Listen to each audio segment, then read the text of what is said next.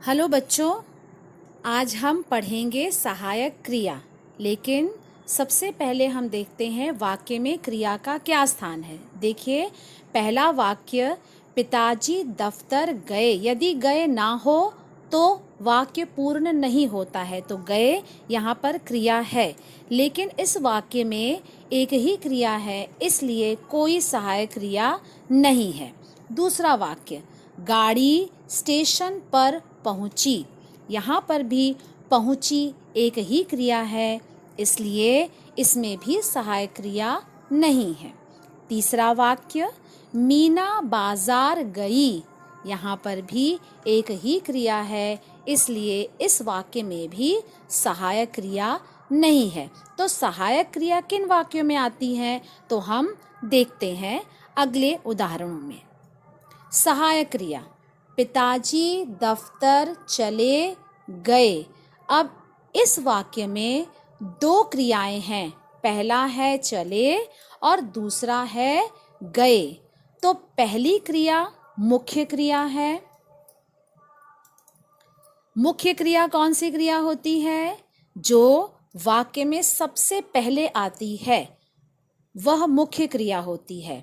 और सहायक क्रिया होती है जो मुख्य क्रिया की सहायता करती है और वाक्य में विशेष अर्थ लाने का कार्य करती है। तो इस वाक्य में चले की सहायता कर रही है गए क्रिया, इसलिए गए विशेष अर्थ ला रही है।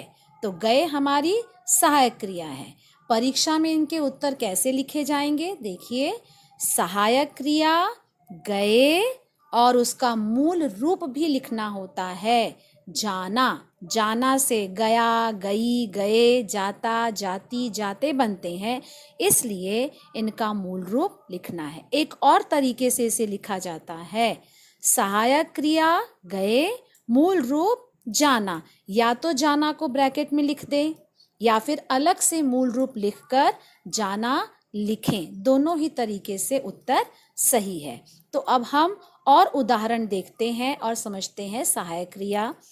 अब हम जो उदाहरण देखेंगे उन वाक्यों में दो क्रियाएं हैं, तो दो क्रियाओं वाले वाक्य हम देखते हैं। सबसे पहला वाक्य गाड़ी स्टेशन पर पहुंच गई। पहली क्रिया पहुंच, तो पहुंच हमारी मुख्य क्रिया है और दूसरी जो क्रिया है वह है सहायक क्रिया। तो सहायक क्रिया यहाँ पर दूसरी क्रिया, क्योंकि दो ही क्रियाएं हैं। तो उत्तर कैसे लिखा जाएगा? गई, जाना। जाना उसका मूल रूप। दूसरा उदाहरण, मीना बाजार गई है। गई पहली क्रिया, फर्स्ट वर्ब मुख्य क्रिया हो गई, और है दूसरी क्रिया। तो कहाँ दूसरी क्रिया ही हमारी यहाँ पर सहायक क्रिया हो सकती है। तो इसका उत्तर होगा सहायक क्रिया है और ब्रैकेट में होना। तीसरा, दिन भर बारिश होती रही। यहाँ पर देखिए, पहली क्रिया कौन सी है? होती। और दूसरी क्रिया कौन सी है? रही। तो रही होती की सहायता कर रही है, इसलिए सहायक क्रिया रही और मूल रूप रहना। तो जो भी सहायक क्रियाएं हैं उनमें ना लग जाता है, तब उसका मूल रूप बनता है।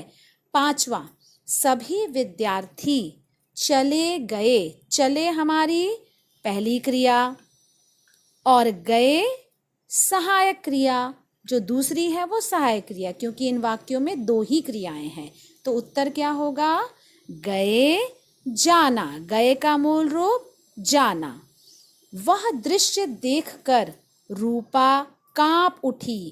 कांपना मुख्य क्रिया और उठी सहायक क्रिया। तो उठी हमारी सहायक क्रिया है, तो इसको कैसे लिखेंगे? सहायक क्रिया उठी, उठना। तो ये तो हो गए जिन वाक्यों में दो क्रियाएं होती हैं, उन क्रियाओं में दूसरी क्रिया सहायक क्रिया होती है। लेकिन यदि वाक्य में तीन क्रियाएं हों तब सहायक क्रिया कैसे पहचाने? देखते हैं। अब हम उन वाक्यों को देखते हैं जिन वाक्यों में तीन क्रियाएं होती हैं। पहला देखें, गाड़ी स्टेशन से निकल पड़ी है। पहली क्रिया है निकल, दूसरी क्रिया है पड़ी और तीसरी है। तो जिन वाक्यों में अंत में है, था, थी, थे आता है, उसमें जो दूसरी क्रिया होती है वह हमारी सहायक क्रिया होती है। यानी यहाँ पर है को काउंट नहीं करना है। देखिए, सहायक क्रिया पढ़ी, उसका मूल रूप पढ़ना, तो जो भी सहायक क्रिया होती है उसमें ना लग जाता है। अगला वाक्य, मीना घूमने गई है। यहाँ पर भी देखिए 3 क्रियाएं हैं। पहली क्रिया घूमने, दूसरी गई और तीसरी है। तो यहाँ पर है को छोड़कर हम गई को लेंगे। गई हमारी सहायक क्रिया के रूप में लिखी जाएगी। गई, जाना, गई का मूल रूप जाना। अगला वाक्य, दिन भर बारिश हो रही थी। पहली क्रिया हो, दूसरी क्रिया रही, तीसरी क्रिया थी। तो थी को छोड़कर रही को हमें सहायक क्रिया के रूप में लेना है, क्योंकि वह दूसरी क्रिया है। तो दूसरी जो निकटवर्ती क्रिया है वही सहायक क्रिया के रूप में लिखी जाएगी। तो उत्तर है रही और उसका मूल रूप रहना।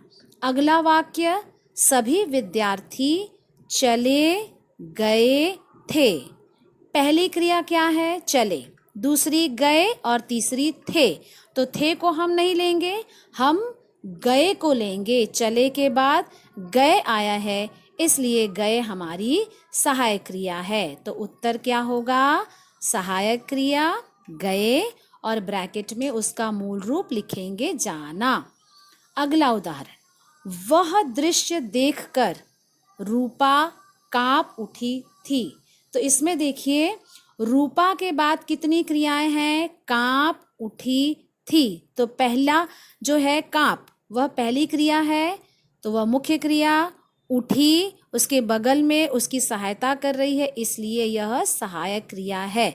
और जैसा कि हमने देखा कि यदि अंत में है, था, थी, थे हो तो उसे हम नहीं लेंगे, बल्कि मुख्य क्रिया के बगल वाली जो क्रिया है वही सहायक क्रिया आएगी। तो उठी, उठना सहायक क्रिया है। तो अब हम कुछ सहायक क्रियाएं देखते हैं और उनके मूल रूप देखते हैं। गया, गई, गए, जाता, जाती, जाते, यदि ये अंत में आए या फिर दूसरी क्रिया के रूप में आए तो इसका मूल रूप होगा जाना। और यदि है, था, थी, थे, हूँ ऐसा कुछ आए तो उसका मूल रूप होगा होना। रहा, रही, रहे, इनका मूल रूप होगा रहना। पढ़ी, पढ़ा, पढ़े, यदि ये आए दूसरी क्रिया के रूप में तो इसका मूल रूप होगा पढ़ना। तो याद रखिए, 2 क्रियाओं वाले वाक्य में दूसरी और 3 क्रियाओं वाले वाक्य में यदि अंत में है, था, थी, थे आए तब भी दूसरी क्रिया ही सहायक क्रिया होती है। तो आशा है आपको यह वीडियो पसंद आया होगा, समझ में भी आ गया होगा। यदि पसंद आए तो लाइक, शेयर और सब्सक्राइब कीजिए। मिलेंगे एक और नए ग्रामर टॉपिक के साथ, तब तक के लिए धन्यवाद।